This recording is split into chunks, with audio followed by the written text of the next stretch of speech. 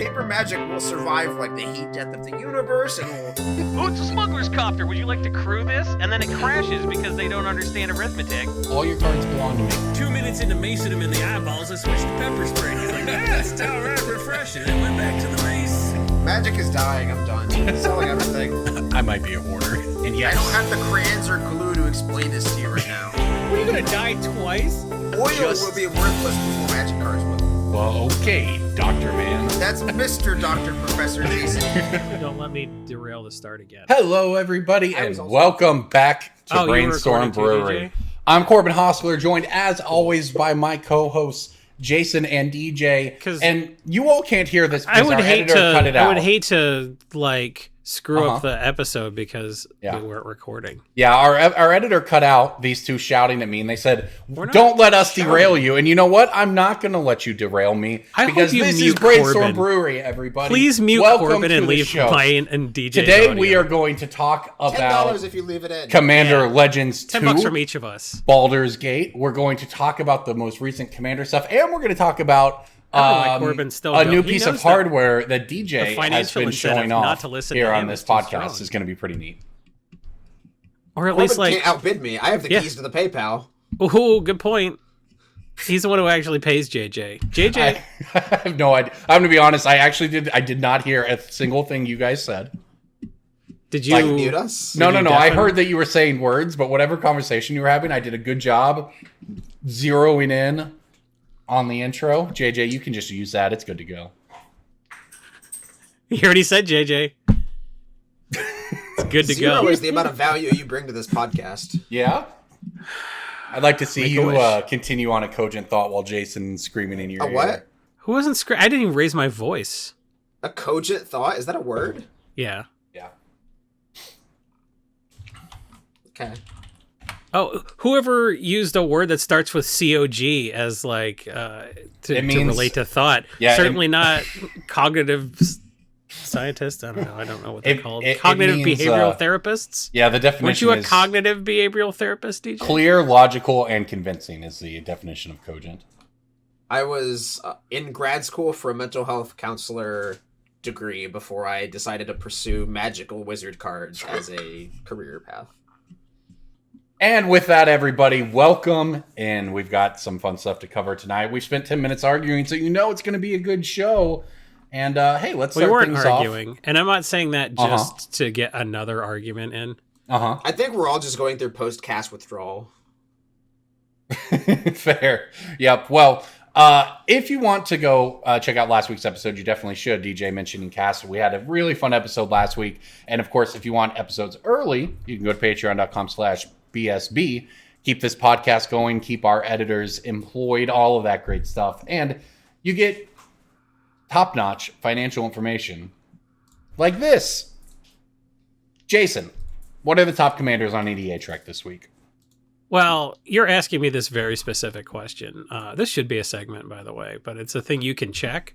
So it's called Jason Checks EDA Trek. Jason Checks EDA Trek, so you don't have to. Yeah. It's wreck yourself. It's wreck yourself before you wreck yourself. No, it's check the wreck before you wreck your deck. That's better. You like that one? Not bad. I came up with check the wreck before you wreck your deck. Yeah. I just came up with Jason checks the wreck. Wreck yourself before you wreck yourself. That's what I put for our Flesh and Blood. Well, okay. Wreck website. So, I guess Corbin's got the rapping potential of somebody from the era of Who Framed Roger Rabbit. Fab wreck yourself before you wreck yourself. He's from the South. He doesn't rap. He's closer to Steve Miller Band, where he rhymes Texas and taxes. It's like an attempt was made. Texas, we don't want no taxes. Do you not get the reference I'm making? Have you not heard Take the Money and Run by Steve Miller Band? It's some of the worst lyrics in history. Did that come out when you were a child, or? When I was a child? The Steve Miller Band. Do you think the Steve Miller Band was making hits in 1990? We have no idea, Jason. That's the point. I just want to fly like an eagle away from this podcast. All right. I checked the rack so you don't have to. And turns out, last week, Henzi Toolbox Tori unseated and Hello the Painter, both as creepiest looking character in the set, but also in the number one most built deck on EDH Rec last week. The top 10 has quite a few commanders from the new set. Henzi and Hello the Painter, Giada, Font of Hope, Rafine, and Jetmir. All made the top 10 of the last week, and the rest is very boring. You know, you got like Prosper, Atraxa, Corvald, Wilhelt, Ur-Dragon, just boring stuff. I don't know, did people buy a new card and update their deck, or is someone like actually building an Ur-Dragon deck in our Year of Our Lord 2K22? Well, how wild is it that Atraxa is still number 4 in any given because week? It's so obvious. Yes, Atraxa's boring, but also it's obvious, and also everyone could be like, "Well, I came up with a new Atraxa. I'm proliferating thing no one else is doing. I'm proliferating different counters." Yeah, I don't even know if it's that, but I do think it's a big goal for a lot of players. It's like an experience. It's like going. Going to Disneyland for once or whatever. Like it's like people who've never been to a certain place or never done a certain thing. Like everybody wants to build this one thing one time. Maybe it lasts 3 weeks. Maybe True. But like Atraxa is such just like a universally, I guess, like diverse commander where you can go like everybody's like wanted to build a Super Friends deck at one point, right? Like probably 80% of the Magic population has been like, what if all the Planeswalkers worked together in one deck? And like that's just the most glaring way to do it because red's not a good color. And so like Atraxa just sort of like funnels into most players I guess like fantasy. Plus it's a good stuff deck. Atraxa is a good stuff deck to the extent that Atraxa is James Chilcott's EDH deck, and it's basically his spec box. All the cards are in like top loaders because it's just his specs. He's got price tags on them. But it works as an Atraxa deck because it turns out you can just put your best cards of every color but red in a deck and it'll mostly hang. So if that tells you anything about Atraxa, there's literally no wrong way to build Atraxa, because if all you have is a 4-mana 4/4 flying vigilance death touch lifelink, nothing else really matters. The rest of your deck should be mana so you can play Atraxa, and then it literally doesn't matter. So true. Well, if that strikes your fancy, if a deck that you literally cannot build wrong, but you can't build it right either because everyone's like, "Ooh, Atraxa, kill him." That could be the commander for you. Well, yeah. Let's talk about the top one, though. You mentioned Kinsey the Toolbox Tori. Wizards Wii Esports now, just a little late in the game here, starts putting gamer names in between the first and last names of characters. I like that. If your name were Henzi Tori, like... Toolbox Tori is a great nickname, right? Like Henzi Tori just sounds like a baseball player. Like just your average Japanese name to me, kind of. Toolbox Tori was a badass baseball player back in the day. That's what I. There was a guy named Toolbox Tori. There should have been. What if Joe Toolbox Tori sounds like an alt-right British YouTuber? What if Joe Torre's nickname was Toolbox Tori? Right? Because he had all the tools. Was. The manager of the Yankees. Get out of here. Oh, so he was a manager, so he's not exactly like... I'm sure he played before that. That's not What is it, a 5-tool player? 6-tool player? What are they called when they can like pitch and field and bat and spit chewing tobacco at the umpire? I assume they can stand in the outfield without falling asleep from boredom. That's an important skill in baseball. Well, these days in baseball, playing the outfield also means how prepared are you to have people's nachos thrown at you? Because that happens. Okay, I would assume that anytime games. you go to Philadelphia, you just know that something's going to be thrown at you. Yeah, maybe. I mean, specifically, there's a big deal at the Yankees games where Yankees fans were throwing shit at people over the course of a game. Baseball is a wild place right now. The only good rule in baseball is that the games can last forever. Like, it's 0-0 and we're on day 3. Play another inning, motherfuckers. That's the only good rule in baseball. A few days ago, someone threw a no-hitter and lost the game. Wow, were there 2 no-hitters? Isn't that because like bunting technically doesn't count or something? No. It's he issued a walk, right? And then via like a stolen base or an error or a pop fly after that, the runner then scored. They lost the game 1-0. So it's still, I mean, it's a no-hitter. It's not a perfect game, but it's a no-hitter, which is incredibly rare in itself. A no-hitter's like, if every guy gets a hit and gets thrown out at first, like every inning, it's a no-hitter. It's so funny to me. Wow. Like if you just pitched in a manner that the only way they could hit the ball was directly to the first baseman, it's like, I got a no-hitter. But like you got an all-hitter, though. That's the Greg Maddux, we go real back here. Some My favorite pitcher as a kid was a guy who didn't just throw the ball past people like Randy Johnson or whatever at that time. He could pick his spots and make people hit into grounders. Anyways, let's move back to Henzi, the Toolbox Tory. It's a Jund-colored 3/3. I keep wanting to say Taylor. Each creature spell you cast with mana value 4 or greater has Blitz equal to its mana cost. Blitz costs 1 less for each time you've cast your commander out of the command zone. So this is kind of cool. You turn every creature into a Blitz creature. It's a different take on Jund, I guess. It's a 3-mana Devil Rogue, which may or may not be relevant in itself. It's a neat commander. I can see why it's popular. It's oops all ball lightnings. And the commander in the pack said, everyone attack, and it turned into a toolbox blitz. Toolbox blitz. Nobody? God, you guys are so young. I'm so sick of this podcast. Why do I podcast with literal children? I take offense to that on the behalf of the fact that Corbin and I are the same age apart as you and Corbin. Like, yeah, but compared to me, though. Everyone's a child compared to you. In terms of maturity and or how I actually measure it, which is your ability to recall the zeitgeist from like around the time you were born or before. Or before. Or before. I mean, Jason's just grooming me and Corbin. Let's be real. Grooming for what? Understanding the zeitgeist. Yeah, making references everyone looks at you funny for. Someone will just say... if you don't like Ballroom Blitz from the movie Wayne's World, get out of here. I don't want to be your friend. You've got to stop. You're just like... Have you not seen the movie Wayne's World? You're like my most boring uncle. This is an I think you should leave sketch.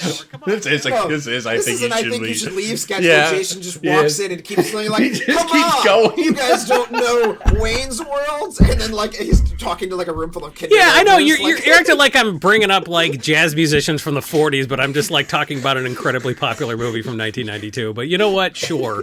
I'm the asshole here. Everyone who listens to this podcast got that reference. How dare you? Come on, guys. Don't you know the person that designed the shark in Jaws? Like, the guy who designed the shark in Jaws was a genius because it didn't work. If that shark had worked, Jaws would have been terrible. They would have shown a lot of shots of the shark swimming through the water, and it would have looked like... No one knows that but you! Everybody knows that. That's like saying nobody knows Steve Buscemi was a firefighter. Like, who is Steve Buscemi? I hate you guys so much. He's probably serious. He probably doesn't know who Steve Buscemi is. He's Adam Sandler's buddy. How do you do, fellow kids? Says Jason Altman. DJ Googled Steve Buscemi just now. No, I knew that one. Yeah, dude, I get him mixed. He's in all the Adam Sandler movies. Yes, that's where you probably know him from. It is. Academy Award nominated actor Steve Buscemi. I did not know he had done anything, but I literally thought he got his start. He went through the wood chipper in Fargo. Have you seen Fargo? No, isn't that a TV show? Technically, yes. Okay. What does technically being a TV show mean? I think it was a movie 20 years before it was a TV show. Of course, man. Get out of here. Oh, my God. Well, anyways, Jason, the Toolbox, without the movie trivia toolbox. Yeah. Thanks for that. Henzi the Toolbox Tory, I think, is a little bit less interesting than as a most popular commander than the previous one, and Hello the Painter. Because everything in Toolbox Tory seems like it's in the precon. If you look at all the high synergy cards, it's precon cards plus Myth Unbound. It's a little bit boring. Wait, what did they do to Woodfall Primus? My boy! Oh, Green Warden of Marasa got reprinted down to 50 cents. I think that goes back up. Certainly. Evolutionary Elite probably goes back up from bulk. But my pick of the week is actually a high synergy card from Henzi Toolbox Tory, so we will revisit that when we do that segment. I think, for those who don't know, I talk about this in basically every finance article I write. I do talk about it sometimes on the cast, but the reason I go to EDH Rec so much is because if you show me a commander, I will mentally build the deck and I will think about the cards that go in the deck and I will buy the oldest card in that deck. And then 2 weeks later, we'll get EDH Rec data and just nobody's building the way I would build. I really think there is still time. On the stuff that's not like so obvious that when the commander is spoiled, everyone's like, oh, Cryptolith, right? The stuff that's so obvious that people on Twitter are getting it, fine. But the stuff that people are actually putting in the deck, the $2 cards that go to $7, your Myths Unbound that go from $3 to 12, but nobody was talking about it on Twitter. It just gets there, and you notice when you go to EDH Rec, you're like, wow, this is in a lot of decks.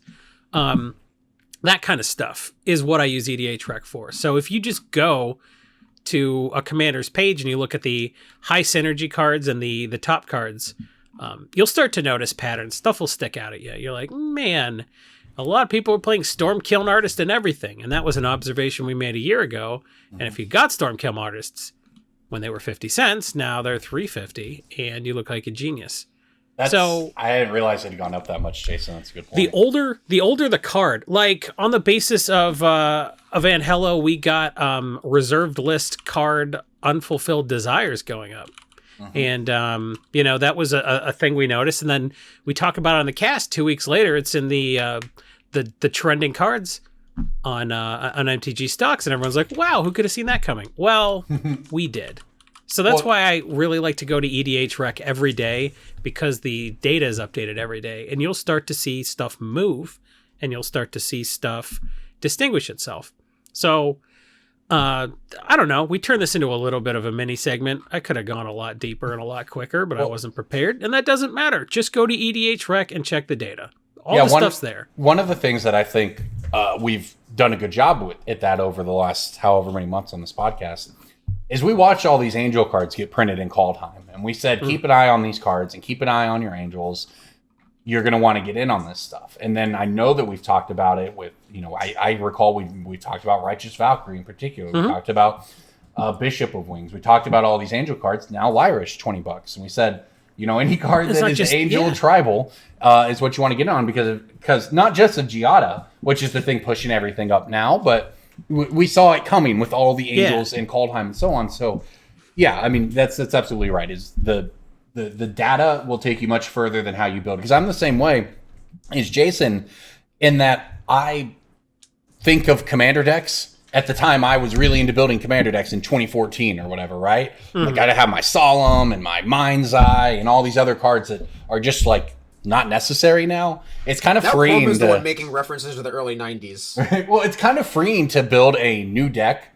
Like, updating old decks where you have your Ristic Study type cards in them feels kind of bad because you're like, man, I don't want to cut this card. I've had this card's been good for me for 10 years or whatever, right? Sometimes you just build a new deck with new cards that are lying around, and it's almost like a whole different experience if you're, set in your old ways, which is why you go to EDH Rec, because someone who started playing 2 years ago does not have those same, preconceptions that Jason or I or you have building your commander decks.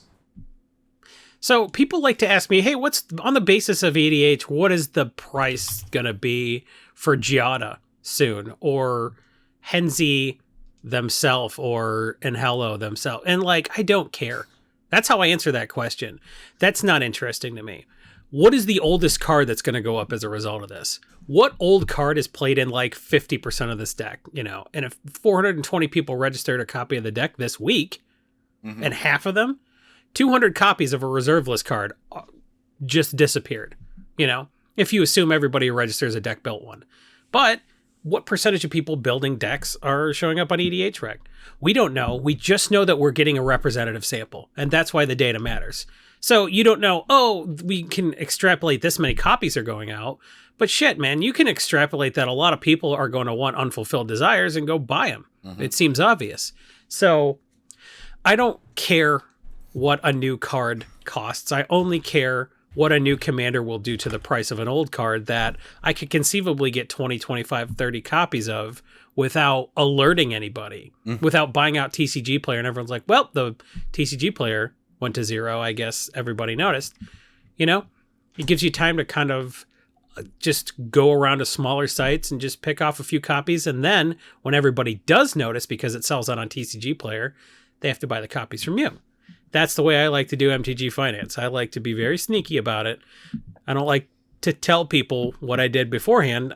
If I tell you about a spec, it's because I don't have any copies. And I think that EDH has the potential to make so many old cards that are worth nothing, worth a lot really quick.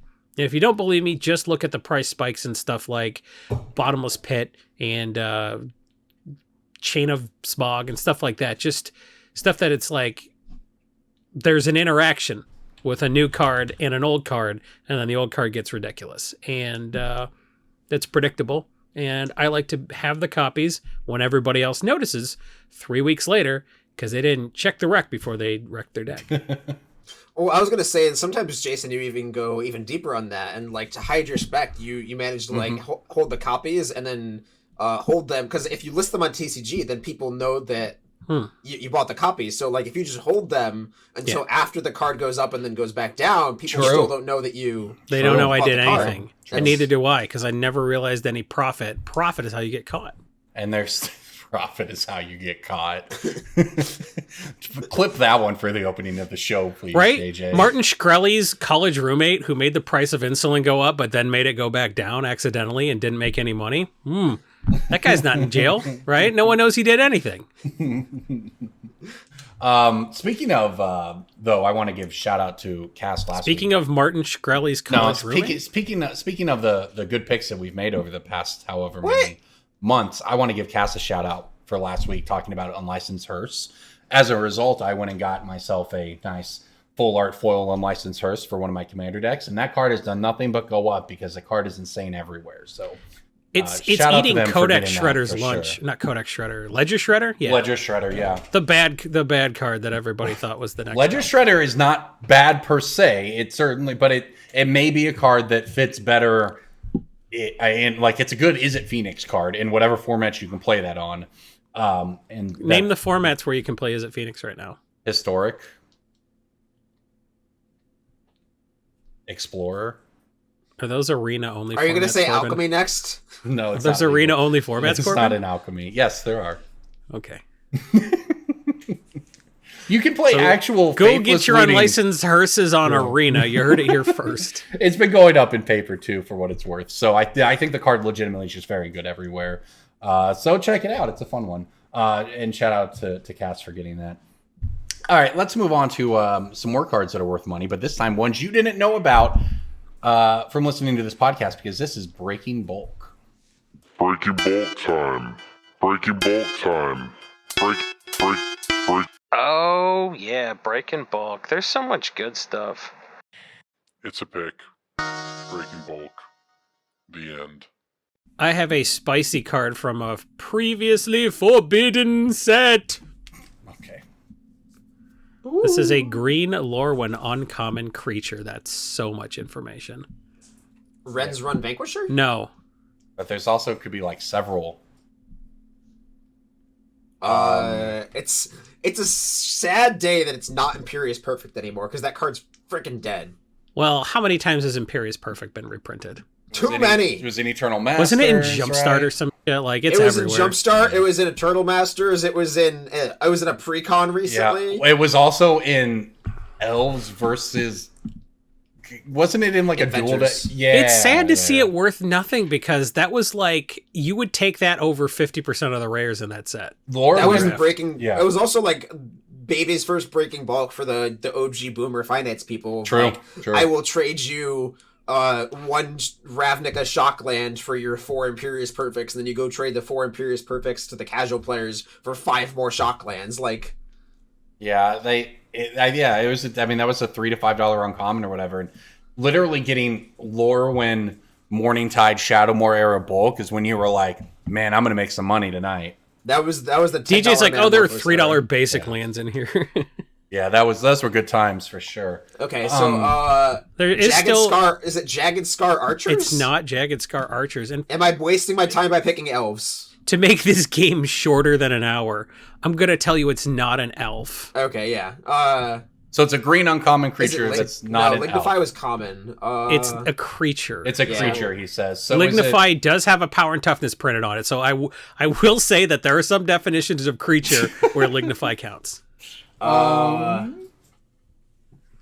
Is it What was the other tribe for Tree green? Folk? Tree folk. Oh, so Is it the one Seed that no, Guide Ash. Seed Guide Ash? There you Okay, go. is that the See, Dies Ganesh- Victory Forest? When it's put into a graveyard, you Yes. search your library for Yes. up to 3 forests and put them into play tapped. Art's cool. Forest, not basic forest. I don't know. This card is 5 mana, so that's why it took a long time for this to get to $1. I get it, but Sea God Ash kind of rules. It's a cool card for sure, and Tree Folk are awesome. Oh, and these are in your bulk because everybody pulled out all the worthless Yeah. 12-cent Imperious Perfects and and left the $1 Sea God Ash in there because not only do we build EDH decks like it's 2014, we pick bulk that way too. Yeah, the very first deck I ever built in Magic was a 60 card casual Tree Folk deck. Doran, let's go. So I'm a big fan of the Tree Folk of that era. Tree Folk Harbinger was another one I was going to say. I mean, Doran was a by the way. 5/5 for 3 mana. Like, it should have been a hint that was just going to be a fine deck. Yeah. And then fairies came along. Yep. Yep. Yeah, literally, I started playing in my first blue-green counterspell deck, had Fairy Trickery. And I was like, it's all upside. It exiles instead of just counters. No one plays fairies. Non-fairy The spells, fairies no big deck deal. was okay before Bitter Blossom. That's how screwed up fairies were. Like, when you were playing Pepper Smoke, that deck was still okay. I mean, yeah, that deck. I mean, it had Mistbind Click. Yeah, Cryptic Commands. Quite the time. You were a blue deck in the Lorwyn era. Yeah. Yep, for sure. All right. I think I'm gonna stump you all with this one though. I'm feeling good about this one this week. All right. As I do most weeks. I have a white uncommon from Adventures in the Forgotten Realms. Is it Portable Hole? Nope.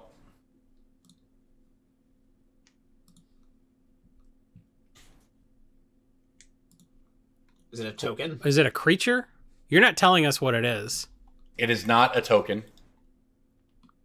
Is it a cleric?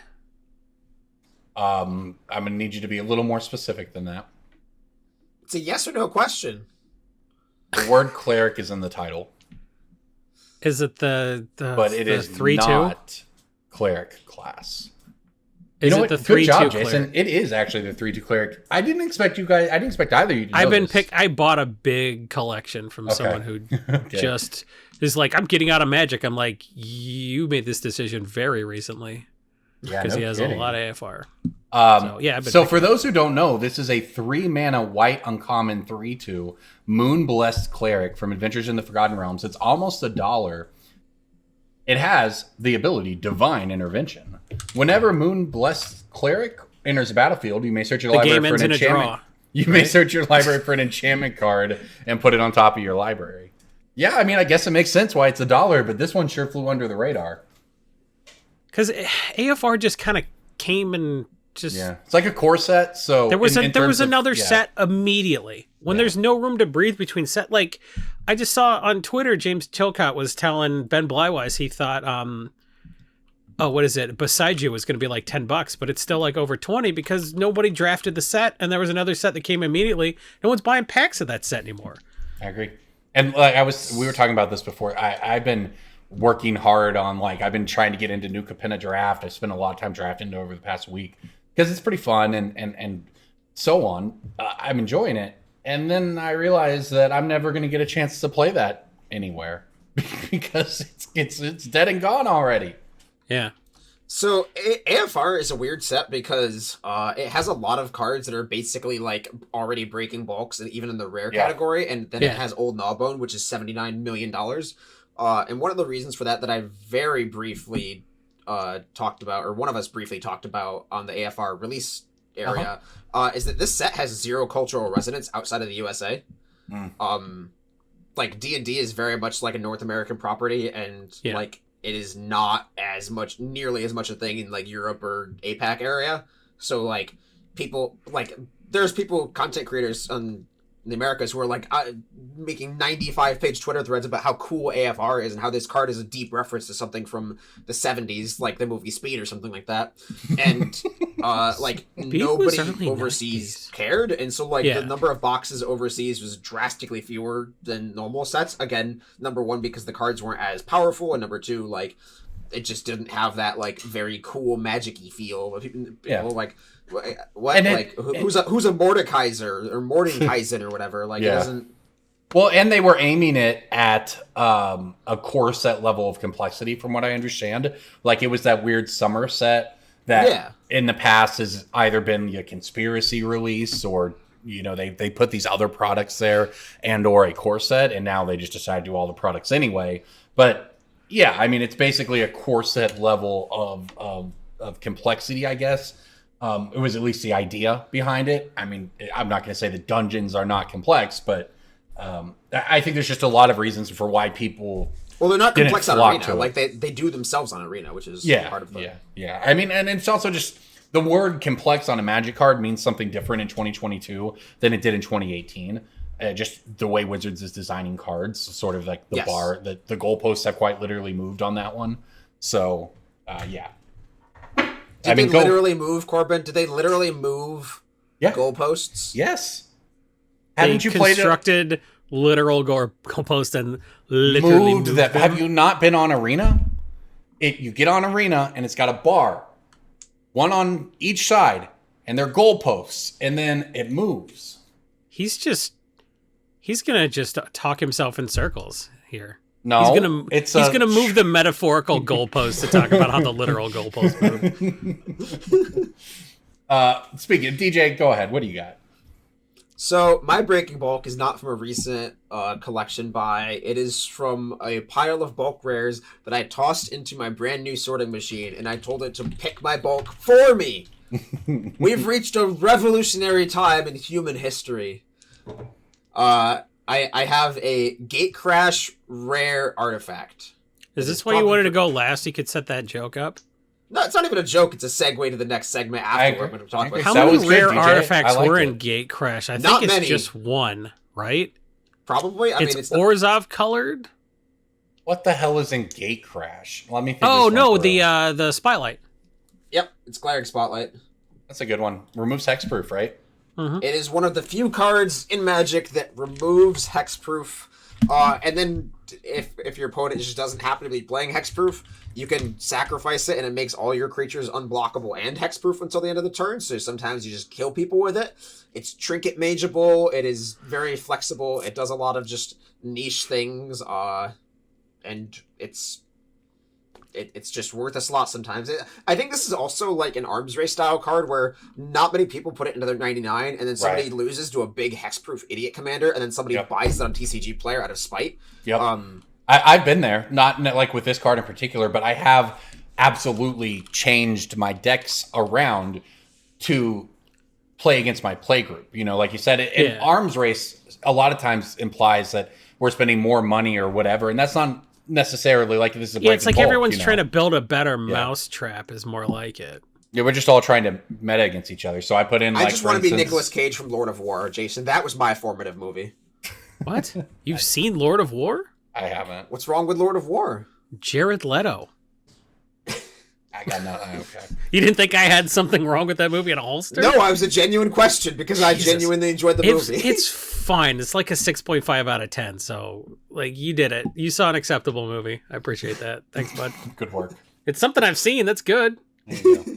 All right. Well, let's get back to the podcast. Go check out those after hours on patreon.com/BSB. Now let's talk about something else. DJ has come across a new way to sort Magic cards that we've talked about a ton on the podcast before, and something that was sort of in the future, or, you know, big stores, the $millions stores can do this. And now the technology is becoming more readily available to everyone else, and that is the power of a card sorting machine. DJ, you've got a few days experience with one now. What are your thoughts? I would not say readily available. They're still prohibitively expensive for anybody who's not trying to do this as their primary source of income, I'd say. Fair. So there's basically 4 tiers of sorting machines right now, from big companies that seem to be somewhat reliable and or like have some level of efficacy. The most expensive one that you might have heard of is called the Roca, ROCA. It's a big robotics company that TCG Player bought. And it is the most expensive sorting machine on the market. They are $25,000 a piece. Yeah, like if you're not on the level of like Cool Stuff or Star City or TCG, then you probably don't even need to think about buying one. But it is from what I understand, the most comprehensive and also like the most physically demanding of the machines. Like it just takes up like a giant part of your table, and you feed cards into it, and it does its thing. The one I bought is significantly less expensive than that. They're still pretty pricey. But mine does a binary sort. It's just an A/B sort. You put in the categories of the different filters you want, and then it will sort the cards if they fall into that category or not. So what I've been doing lately is I have been putting all my bulk rares in there. Some of these are bulk rares I haven't touched for months or even a year, and I'll say pull out every bulk rare in this pile that is over X threshold price-wise, and it goes off TCG Player Market, and so it will just procedurally, it goes through about 500 cards an hour. It will just pick out, and if the card is over a certain price, it'll drop it into the little accepted bin, and if it's not, then I know that those are true bulk rares that I can bin out or do grab bags with or whatever. And so it's just been a nice little way for me to process bulk without having to touch it. And the other big part is like without having to update my skill set. Like for the past 10 years, learning bulk and knowing all the bulk prices has basically been like learning a language in terms of like almost the amount of hours that you have to put into it, and the amount of like upkeep you have to put into it, and the amount of like memory you have to dedicate to it. Like it's basically like learning another language. You have to know all these cards, all the sets they come from, the prices and how they change. And like you have to input more data into that as new cards come out, which you don't even have to do with a language really. And with the increase in Wizards just printing so many more new products, so many more sets, like I didn't guess Corbin's breaking bulk tonight because I have barely touched any bulk from Adventures of the Forgotten Realms. But like if I buy a collection now, I can just put a giant stack of cards in this machine, and I don't need to know if whatever cleric thing is $1. Like this machine will tell me. Mm-hmm. So in your experience, and you've had a short amount of time, right? But obviously you did research before you decided to purchase one. I think the biggest concerns people have are like A, the reliability of the sort, and then B, probably is the machine going to rip my reserved list cards in half if something goes wrong. So what do you know about sort of those two issues? Sure. So accuracy, I did do my research beforehand, and I made my decision based on my specific criteria and how it works best for me. As you can see behind me, if you're on the YouTube video, which you should be watching, youtube.com/Brainstorm Brewery, you should like and subscribe and hit the follow button and that bell icon, and just, you know, hang out with us on Twitch on Wednesday nights at 9 p.m. EST. If you're doing any of that, like you can see behind me, I don't have a ton of physical space to sort cards. I have this little table. I have my desk that I'm sitting at here. And the machine is in the corner right there. You can't even really see it. But it's tall, it's vertical, it does not take up a lot of physical space like some of the other set sorting machines do. And the set sorting machines are pretty sus in terms of accuracy, at least besides the Roka. Specifically again, because there's so many weird printings nowadays that are like it's hard to tell. It's hard to mess up when you're like, oh, is it card A or card B? These are completely different cards. But you could have a card that was printed in 2019 and it has a promo pack version with a little stamp in the bottom right of the art, or it has a pre-release promo version with the date and the bottom left of the art, or it has a mystery booster version with a little planeswalker symbol in the very bottom left. You remember when you could just flip a card upside down and know what set it was from? Remember that? Yeah, I do, and I miss it dearly. My machine that I bought has been pretty good in terms of distinguishing between mystery boosters and the list printings. I don't want to get too into the weeds of how it works, but basically it takes a picture of the card, and then it checks the art, and then it checks the set symbol, and then it checks the name, and then it checks that bottom left-hand corner where a mystery booster symbol would be. So it is designed to take into mystery boosters into account. None of the machines in the market really can distinguish between foils. Like they can't. The picture technology does not have the ability to reliably and accurately decide, okay, is this foil or is it not? Triply so because the Wizards has decided to make foil a category of its own with etched, gilded, retro frame, historic, whatever, street frame. Yeah, so foils kind of get thrown out the window. You do have to do like a manual sort beforehand. And I do a manual sort beforehand anyway, just like quickly pull out non-English cards, foils cards, just completely wrecked or damaged or destroyed cards that are like, this goes into a different channel. But so in terms of accuracy on set, My machine right now, I'm still tinkering with it and trying to get like settings right, and you have to adjust the LED flashes. But mine is reading right now at like a 90% accuracy for all the rares that I'm feeding into it. In terms of like it being, and it has a very what's the word? Like it has a very it does not like to make false positives. I'll say that. So like if it's not very, very confident in what it is, it errs on the side of rejection. So it's like, oh, okay, I think I know what this card is, but it could be a promo pack, so I'm going to reject it. So does it spit you out like a spreadsheet at the end of all this, since it is checking the cards on TCG Player? Yeah. So mine right now, I'll have a batch. I'll scan all the cards, and then it'll scan them into basically a staged inventory, and then I can press a button and export that as a CSV, and then I can upload that CSV to TCG Player, run a repricer, put them all at TCG Player direct low, and then upload them all to the TCG Player inventory. And before I do that, I can also make individual adjustments, and I can add categories for cards. I can be like, oh, this one was foil, this one's moderately played, this one's whatever, this one's such and such. There's 3 copies of this one, not 1, that kind of thing.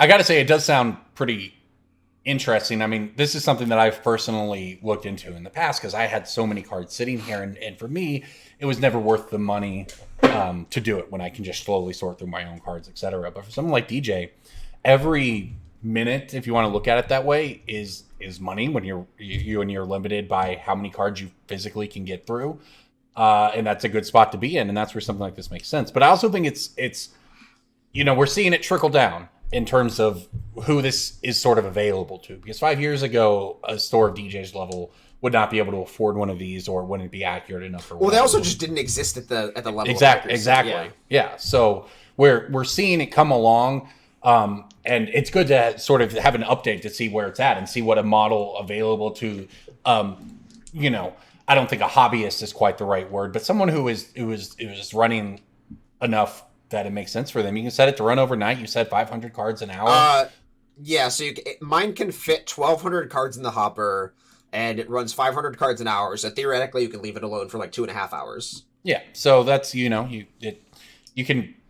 really would save your time. And hey, it's also not like you could if you're sorting cards, you can just sit there and sort cards right next to it, right? Yeah. I will say that mine took a significant amount of tinkering and troubleshooting and work that should not have needed to be done. But I mean, kudos to the company that made it. Kudos to the customer support team and the guy that runs the company. He was very diligent and persistent in helping me troubleshoot and fix the problems. And eventually, I think we narrowed it down and fixed whatever problem it had. Because you talked about damaging and wrecking reserve list cards. Mine did not leave some cards unscathed. Like it was, I had some problems with the hardware that were like the suction cups and the sensors weren't reading things properly. So there were a few cards where it would just take a card and there was another card in its way and it just slammed it into the other card. It's like, oh, there goes that bulk rare. And again, like the company was very very understanding. They're like, hey, if your machine wrecks cards, like we will send you replacement copies of those cards. We will absolutely bite the cost. So if I had been brave enough to throw some Gaia's Cradles in there for my first attempt, I guess they would have paid up on those. But my main function of this thing right now is to just basically go through a ton of bulk rares and then a ton of bulk commons and uncommons and just extract value from cards that I have been in my basement for up to a couple months, which for me is way past the expiration date on how long I should be holding on cards. I know Corbin has the 7 to 10 year strategy. I'm a little bit different on that. 7 to 10 months. Just a factor off, that's all. And so right now I'm just gonna feed mine bulk, and then it's gonna process the bulk and give me a bunch of cards, and then I can manually sort those cards. Again, theoretically, you could buy 2 different machines. You could buy this one and then one that does set sort and sort of like have this one pick your bulk for you and then have the other machine sort your cards that it picked for you. I mentioned there's 4-ish tiers. Like mine is a buy outright model. There's one where you basically lease it and it processes like a significantly higher number of cards per hour. But you can never own the machine. It's sort of like owned by the company, and then they send it to you and you pay for a monthly subscription effectively. So there's a few different models out there. I can, if anyone's actually interested, I can DM me on Discord or Twitter or something like that. I think it's good information. We let DJ pay the early adopter tax, learning the ins and outs of it and destroying his bulk rares. Yeah, so DJ's the guy who bought like a $3,000 laser disc setup, and we all just were like, well, that's still a thing in a couple years. Maybe I'll buy a laser disc setup for $500. Yep, exactly. But someone has to pay the early adopter tax. All right, let's move on here. We've got all the after hours recorded tonight, but right now it is time for our picks of the week. Pick of the week, pick of the week, pick of the week. Time for the pick of the week. All right, so I have one from Kamigawa Neon Dynasty. I have not put this card in my sorting machine yet, but it is definitely above the threshold at which I would pull it out of bulk, and it's going to keep going up. And the reason I know about this card, I like Kamigawa picks. What? I like Kamigawa picks. Like, this is a new set for you. This is great. That's not what. No. You were when I said what, you were supposed to say, "Oh shit, I'm sorry, DJ, I interrupted you," and then you were supposed to stop talking while I went on about how my pick of the week was brought to you by MTG Stocks Premium.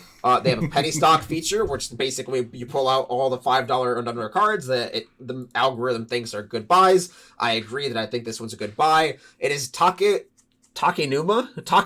Abandoned Buyer. It is the black version of Boseiju with a channel ability to mill 3 cards and bring back a creature to your hand.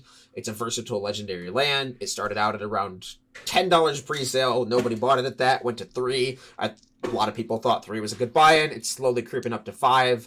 And Kamigawa is dead and gone. That was 6 sets ago. We make that joke a lot. It's true. I found this on the MTG Stocks Premium Penny Stocks feature that only tracks cards that are below $5. This card will not be on there for long, so next week if you check the Penny Stocks feature, Takenuma is going to be gone, and you're going to have them in your hands because I mentioned them. I think he's right, especially the beautiful version of this card is the full art version. The one of the extras, the borderless, whatever you want to call it. So if you want a sort of a fancier version, that is a $10 card right now. The fancy version bottomed out at 5 and is now 10. Yeah, and that card is modern playable, pioneer playable, probably legacy playable, certainly commander playable. I think that probably whichever version of this card you want, DJ's right. It's going to be more expensive. So take your pick. All right, we talked about Angels earlier, and I'm going to follow up in that vein. I've got a pick that plays along with that. And this card has just started to move, but Sephara Sky's Blade from Core Set 2020. This is always a great breaking bulk. I get this in bulk rares all the time, and it's never been a bulk rare. It's right. I mean, it was a point in time where it was under $1. That didn't last very long. It's been more than $1. Now it's $3. And look, this is one where you can pay a white mana and tap 4 untapped creatures you control with flying rather than paying its mana cost. Or you can pay its mana cost of 7 mana. It's a 7/7 flying lifelink flyer.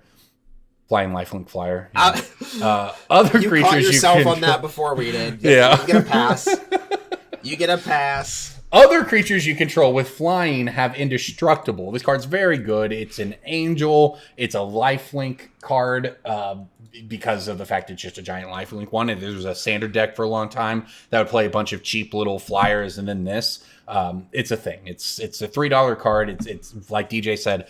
It comes in bulk all the time, and at one point it was $1, but now it's $3, and it's probably going to be $5 or more before too long. So I guess Core Set 2020 was summer 2019, which at the same time was basically the last time people would have drafted a Core Set, and also kind of a long time ago now. It was pre-COVID, so like it feels like a million years. Yeah. Cool. I got a card. As long as they're doing cards around $1, how about Rampant Rejuvenator, a card that just got printed in a pre-con, I think. I'm looking at this set symbol. I don't recognize it. Is it a shield? I mean, would you call it a flask, a bottle?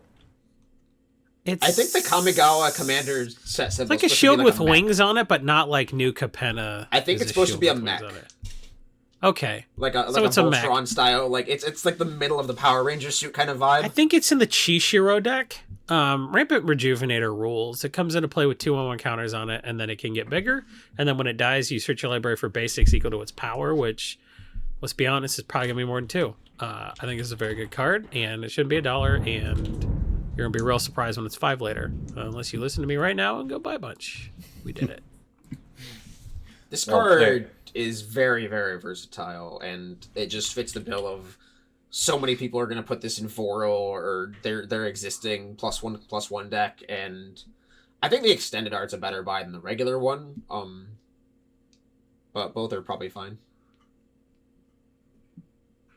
Yeah, I think that's kind of the, we've seen, we talk, do you think the foils are better? And we basically have all determined the foils are dead, and that's the way it goes. And now full art foils and or just the full arts are sort of the preferred, cool version of cards if you don't get a good secret lair. This goes into your Atraxa deck. It sure does. But I think that they tend to move together. Like we were talking about the land from Kamigawa earlier. I think you're likely to see the good premium version of it move up in the same sort of cadence as the regular version, and then all the other not the best versions are just going to hang out somewhere in the middle and not be quite as exciting. I think is the way, at least the way I'm kind of looking at the prospect of foils and premium cards. And for instance, when I got my unlicensed hearse, I wanted the full art foil. I see that as a commander card that I'll play for a long time, but also an eternal playable card. So I just wanted the best version of it.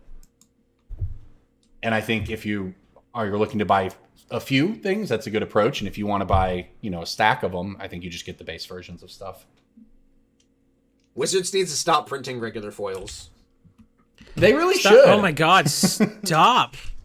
They really should. In a year, foils to be worth less than non-foils because they're dog shit. They're terrible. I don't even want, I was someone who foiled out almost all my commander decks. I really liked having anymore. My decks. Yeah, I liked having my decks and making them foiled out over time and having, an original foil mana reflection from whatever set. Like, that stuff was cool to me.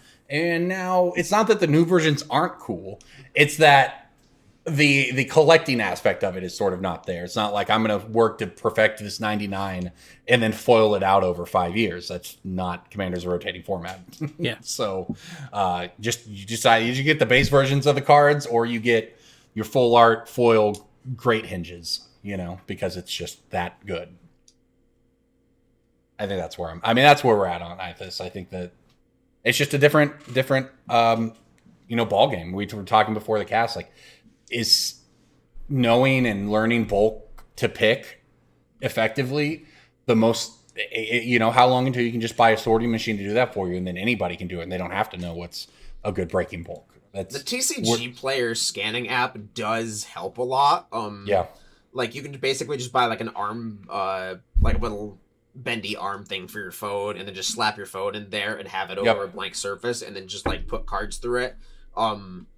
But again, you still need to know the general idea of what to pick. Otherwise, you're only going through 1,000 cards in an hour, which is not efficient. Gosh, if that even, right? Imagine if you were just somebody who didn't know anything about picking and you just had a 5-row and you scanned every card in it. Yeah, that's no good. Yeah. We're not there yet, for sure. All right, well, speaking of where we will be, though, I've got DreamHack coming up and then Vegas. So if you're at any of those events, come say hi. Somebody came to me recently and said, hey, I'm going to DreamHack. I'm playing the main event. I want to wear a Brainstorm Brewery shirt. And I knew exactly where to send them because Coalesce Apparel is where you can go for all of your BSB merch. They sponsor this podcast. You know the company. Cedric Phillips runs it. It has come along and become very quickly the go-to spot for all Magic content creator merch. You know who you're working with. You know you're going to get a good deal in terms of the support. You're not just going to get a low quality product sent out to you. And you can use the Brainstorm Brewery gift code to get a % off your order and show your support for the podcast. It's not 1%, Corbin. It's 10%. I said a percent, but I guess you're right. How many percents is that? Did you 10. say plural? True. A is the Roman numeral for 10. Everybody knows that. Everyone knows that. Like me, I knew that. So anyways, go to Coalesce Apparel, grab your Brainstorm Brewery merch, use that gift code Brainstorm Brewery, or support else. Your favorite content No, say or else. Or else, coming from DJ. Well, I think that's all I have for this week. Jason, DJ, I'm going to give you the opportunity, given that I always end the show, to let us know if you just have any shout outs, any closing thoughts, anything else you just want to put out into the world before we go here this week. Episode 500 will be our last episode. Oh, God. That's not what you're supposed to say. I haven't even thought about 500. Yeah, we should think about it. It's coming up in a couple of weeks. Episode 500 will probably not be our last episode. But you can find me at Command Fest Richmond next week. I will be going to that. I just found that out today. Nice. I will be there all 3 days because Command Fests are apparently a 3-day event. I learned that today, too. Great. You need 3 days to play Command? Okay, so I learned today that some people on Magic Twitter play like 6 games a week. How? Oh. I would die. I'm a 1 game a year kind of guy. Yeah, well, they don't all get like botulism from handling their own deck, so like I get it. That's a good point. Good point, Jason. Yep. That's fair. Okay, if anyone's listening to this, and I know a bunch of people are, who constantly ask me like what I'm looking for Gonti, if you opened a Stranger Things non-foil secret lair, and if Wizards did a Wizards to your box and ruined the Mind Flayer card, I need a damage out of the box Mind Flayer. It has to be damaged by Wizards, not by you. You can't you can't just like abandon it in a hot car like a dog and then be like, oh, I accidentally destroyed this card. DJ, do you want it? No, it has to be real. It has to be actual Casey Anthony, not like. Do people offer you dead dogs out of their back seats? How is that the comparison? What? What, Corbin? Man, your whole thing is you don't want people to offer you something that they damage themselves, like a dog. Yeah. In the back seat. People kill animals. It begs the question: do they then offer you those animals? Like Corbin, no one's gonna be dead dog. No, man. It's a cruel world out there, Corbin. Just don't damage your cards, people. Intentionally. Casey Anthony. Why would you say a dog and not a baby? Because he doesn't have a baby. Do you have a dog? Not anymore. And on that note, everybody, this is Brainstorm Brewery. We'll see you next week. This episode's titled Old Yeller. That was a very good ending.